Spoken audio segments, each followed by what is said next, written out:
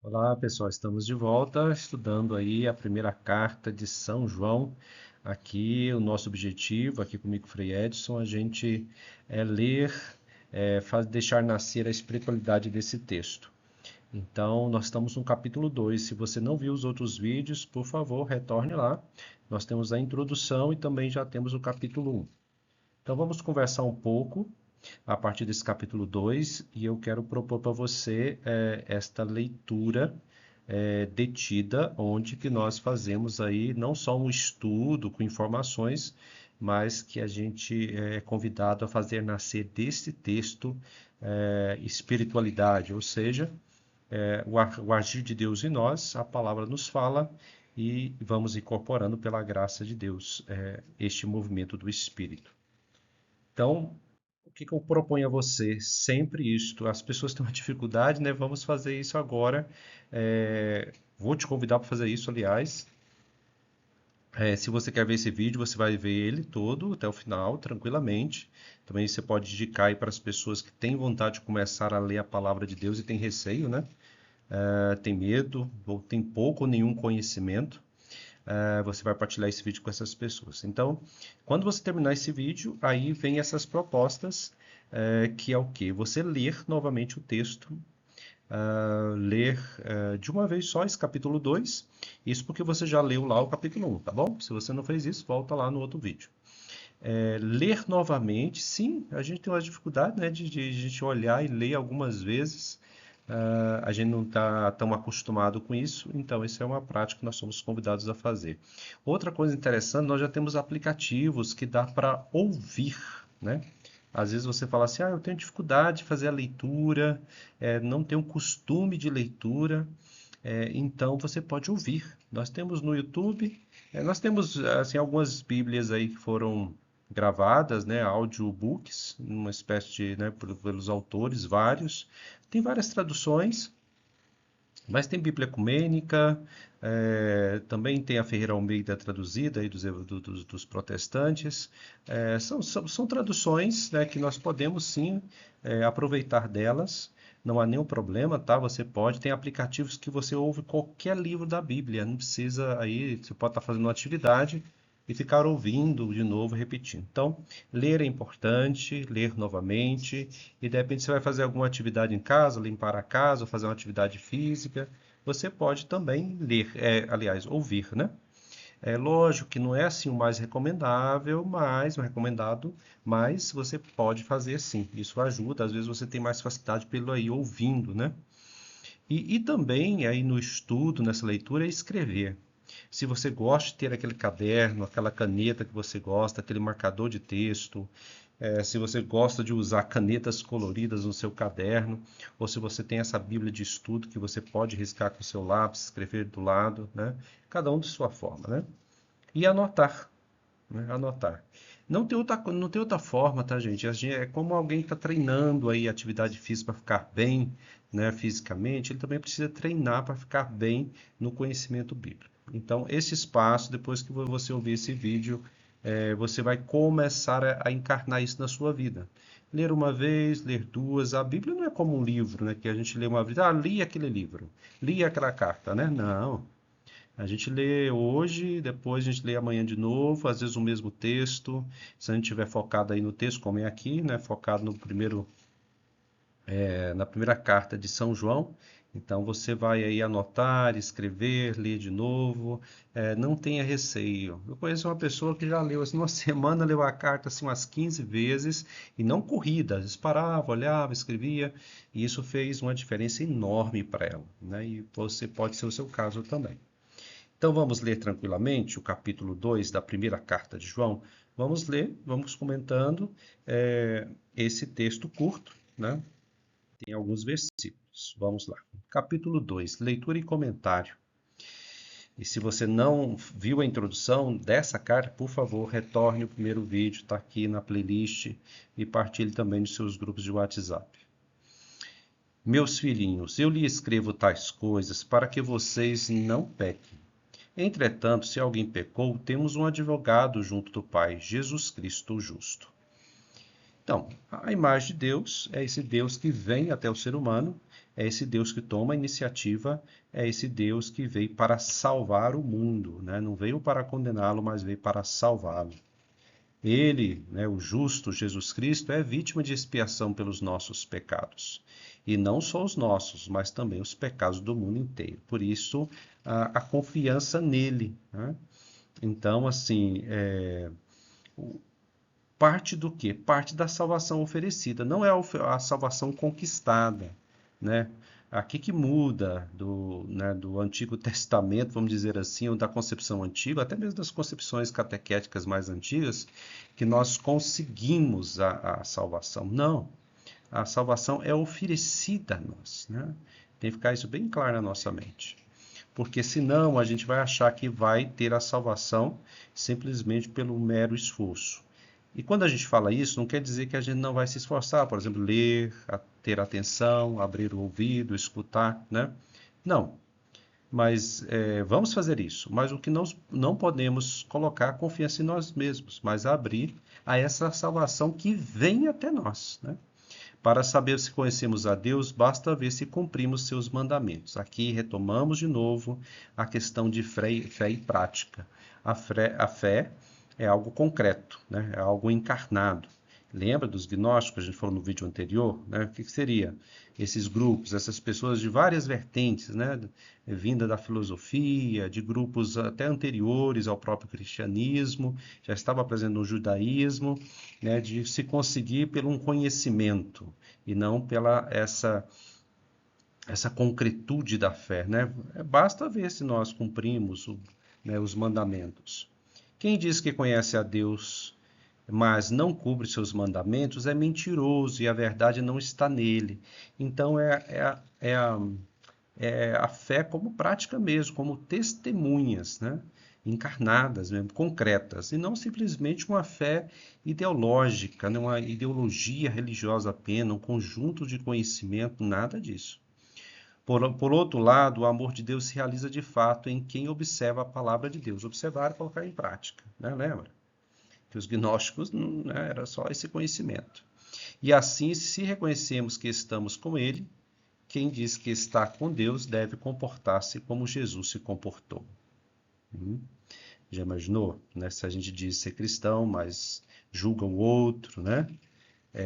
Estávamos conversando esses dias aqui, numa formação, e a gente falava, trazíamos aquele momento onde que a pecadora adentra na casa em que Jesus estava, enxuga, né, os seus pés com os cabelos, passando ali perfume. Então, imagina só, né? A gente conversava que naquele tempo era uma afronta, né? Invadiram uma refeição e essa mulher era uma pecadora pública, todo mundo sabia da vida dela, né?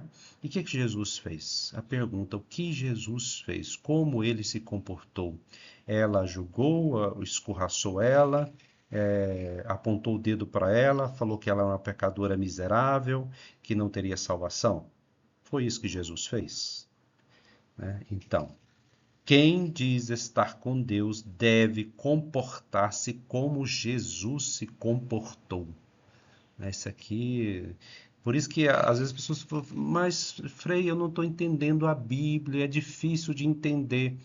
Eu pergunto para você, é difícil de entender esta única frase, né? Assim, né? Mesmo que a gente retirar do contexto aqui, porque a gente não pode fazer isso com os versículos, né? Mas se a gente retirasse aqui esse versículo aqui separadamente, assim, quem diz estar com Deus deve comportar-se como Jesus comportou, né? É difícil de entender isso? Não, claro que não, né? Tá bem claro, né? A única possibilidade de não entender é não saber ler o que está escrito aqui, mas alguém pode ler para a gente, né? A gente pode ouvir isto. Então perceba que esta fé aqui que João fala, né, que a comunidade, essas comunidades joaninas que produziram esses textos, né, quer assim mostrar que a fé é uma coisa muito concreta. E por quê, né? A gente pergunta por que quer mostrar isso? Por que insiste nisso essa carta? É justamente porque ali tinha algum contexto que não estava indo muito bem, né? Nessas comunidades. Não só uma comunidade, a comunidade de João, mas as comunidades dessa tradição joanina, né? Que mais? Vamos lá no capítulo 7, versículo 7. Capítulo 2, continuando, né? Caríssimo, não lhes comunico um mandamento novo, mas um mandamento antigo, esse mesmo que vocês receberam desde o princípio. O mandamento antigo é a palavra que vocês ouviram. E, no entanto, o mandamento que lhe comunico é novo, pois ele é verdadeiro em Jesus e em vocês, porque as trevas já estão se afastando e a verdadeira luz se faz, já está brilhando. Então, é interessante porque o mandamento antigo é a palavra que vocês ouviram, e, no entanto, o mandamento que comunico é novo. Novo porque, né? Porque muitos não compreendiam, né? Não queriam aderir nessa proposta. Porque as trevas já estão se afastando e a verdadeira luz já está brilhando, Jesus Cristo. Quem afirma que está na luz, mas odeia seu irmão, ainda está nas trevas. Veja esse realismo cortante, né?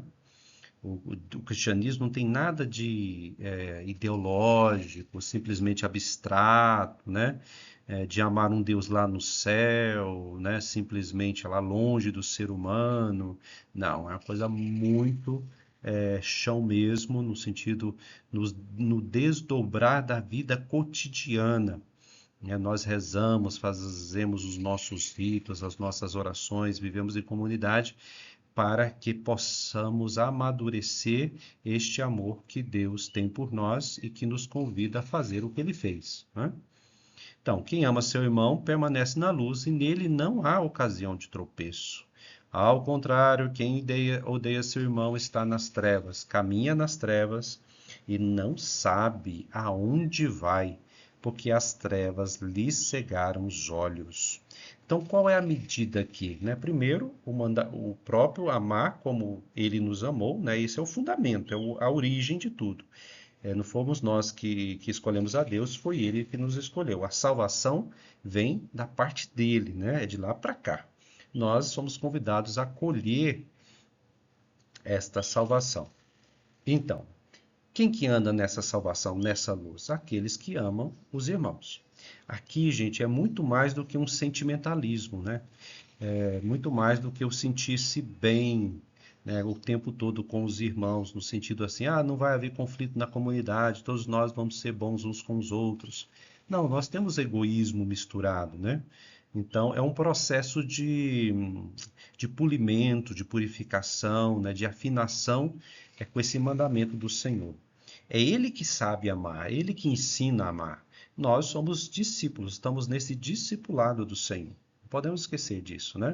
Porque senão, nossa, mas eu não amo, eu tenho dificuldade com o irmão da comunidade, eu tenho dificuldade com alguém da minha família. E outra coisa, não vamos ser ingênuos, né? Tem pessoas que têm dificuldades muito grandes e que têm, né, patologias graves que são perversas, né? Então a gente também não pode achar que a gente amar vamos dizer assim, como se a gente devesse ser ingênuos, né, perante aquilo que realmente é malvado. Não, né? Mesmo o malvado, se estiver passando necessidade, nós vamos agir com caridade, né? Mas também não devemos ser ingênuos de ficar ali, né, sofrendo a violência, o abuso. Não, aí seria, né, não amar a nós próprios, no sentido, né, desprezar a vida pela violência e não pedir que o outro se converta. Eu lhe escrevo, os filhinhos, porque os pecados de vocês foram perdoados pelo poder do nome de Jesus. Então, o que é maior, o pecado ou a misericórdia? Às vezes, nós ficamos muito preocupados com o pecado, não porque essa preocupação vem do amor, mas porque vem de moralismos, de regras, né, extremamente acentuadas, pesadas. Aí o pecado se torna maior para nós, né? O pecado toma-se a centralidade e esquecemos que a salvação é um dom gratuito. Ele é o nosso médico, ele é o nosso salvador, né? Por mais que aconteça algo que não de bom na nossa vida, ou que nós erramos, ele continua a nos amar, né? Ele sempre vai continuar nos amando. Aí você fala assim, então vamos pecar. Aí não entendeu o processo, né? Porque o pecar é se tornar doente, né? Não está dentro do caminho da salvação. Eu lhe escrevo, pois, porque vocês conhecem aquele que existia desde o princípio. Eu lhes escrevo, jovens, porque vocês venceram o maligno. Eu lhe escrevi, filhinhos, porque vocês conhecem o Pai. Eu lhe escrevi, pais, porque vocês conhecem aquele que existia desde o princípio. Eu lhe escrevi, jovens, porque vocês são fortes, e a palavra de Deus permanece em vocês, e vocês venceram o maligno. Não ame o mundo. Vocês perceberam aqui que, né, ele fala para a comunidade, um conjunto de jovens, né, filhos, pais, mães, anciãos, ele fala para todos. Não ame o mundo. Aqui não existe, vamos prestar atenção, agora eu chamo a atenção de vocês. Não é que a palavra de Deus está desprezando o material, o mundo físico. Cuidado com isso, né? Aqui, mundo na literatura joanina são o quê?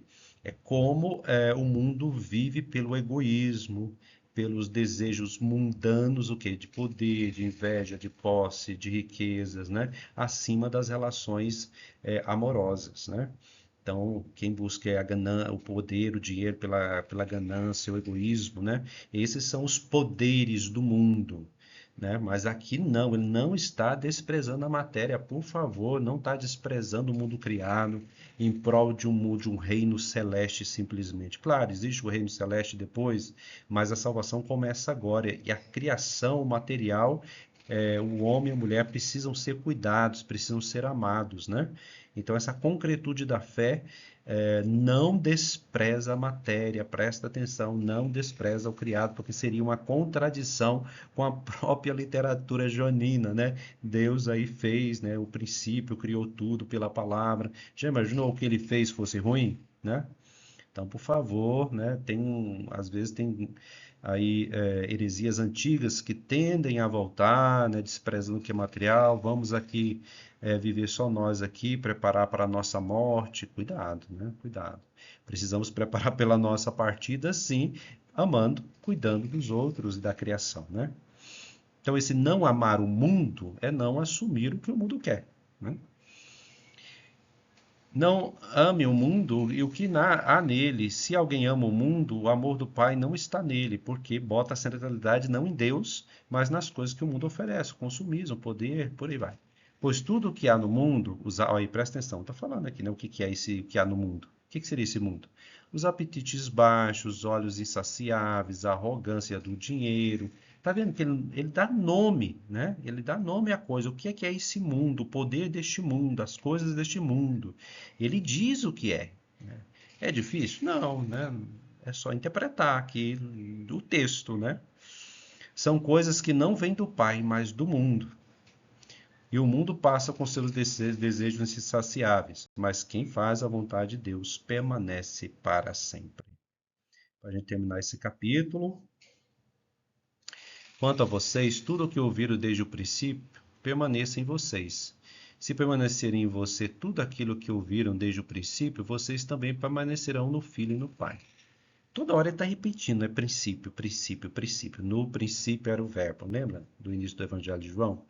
No princípio é como se fosse uma recriação lá, lembrando das primeiras páginas do Gênesis. Então, no princípio, o que é o princípio? O que é o primeiro? O que é a origem? Ele está falando o tempo todo, né? Se permanecer em você tudo aquilo que eu vi desde o princípio, vocês também permanecerão no Filho e no Pai. Essa, desculpa, é a promessa que ele nos fez, a vida eterna. Outra coisa aqui, por favor, vida eterna, né? Comumente, assim, a maioria das pessoas pensam simplesmente depois que a gente morre e começa a vida eterna. Não, né? A vida eterna é a vida com Deus, seja aqui, seja no futuro, né? É a vida sempre eterna, sempre nele, né? E é claro, de forma completa, total, claro, lá na ressurreição. Escrevi isso a vocês por causa daqueles que procuram desencaminhá-los. Opa, aqui nós temos o conflito central, né? Que essa carta de Jonas, de Jonas é ótimo, de João é motivada, né? Tem alguns ali no meio que tá fazendo intriga, que não está trazendo a mensagem verdadeira. Olha só, né? Vocês receberam, né? Estão tentando aí descaminhar vocês. Vocês receberam de Jesus a unção que permanece em vocês, o Espírito Santo. E já não tem necessidade de alguém os ensine. Aqui é outra questão, né? Se estamos em união com Ele, o Espírito Santo nos revela todas as coisas. Ouvimos isso lá no Evangelho de João, né? Esse enviado de Deus, o Espírito Paráclito, ensinará todas as coisas, nos lembrará todas as coisas. Que todas as coisas que Jesus nos ensinou, quais são? O que ele comportou, a gente também deve se comportar como ele se comportou, não é? É isso, ele vai nos ensinar, vai nos dar força para isso. Nos ensina e faz com que a gente, aderindo, assuma esses comportamentos.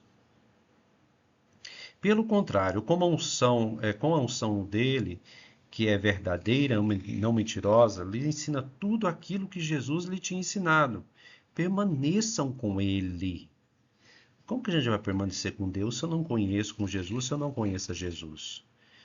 Aqui tem uma pergunta que deveria ser feita para todas as comunidades, todos os católicos, cristãos, né, protestantes, que às vezes tem gente que sabe doutrina católica, sabe a tradição evangélica da sua igreja, mas não conhece a Jesus. Sim, senhor. Tem isso por aí, viu? Agora, portanto, filhinhos, permaneça com Jesus. Assim, quando ele se manifestar, nos sentiremos seguros e não fracassados por estarmos longe dele no dia da sua vinda. Vocês sabem que Jesus é justo. Conheçam, pois, que todo aquele que pratica justiça nasceu de Deus. Todo aquele que pratica Jesus, se a gente pudesse falar assim, né? Nasceu de Deus porque é filho de Deus. Ama os seus irmãos, né? Então, terminamos esse segundo capítulo. Gente, isso aqui daria para a gente conversar assim, sabe? Horas e horas. Deixe seu comentário, partilhe para ser mais conhecido a palavra de Deus e vamos seguindo. Sempre que eu puder, vou postar os novos vídeos aí. Próximo vídeo, qual que é? Nós temos, qual o próximo vídeo? Próximo vídeo, capítulo 3. Nós vamos estar aí no capítulo 3 da primeira carta de João, comentando, e eu vou trazendo elementos da comunidade, tá? Quais são essas regiões, essas comunidades, né? Eu vou trazendo esses elementos passo a passo, na medida que a gente for lendo, eu vou trazendo esses elementos, tá bom? Ou seja, vamos meditar a partir dessa carta, desse texto, trazendo esses elementos de geografia, de contexto social, de conflitos dessas comunidades, presentes nessas comunidades, tá bom? Até mais, paz e bem. Tchau.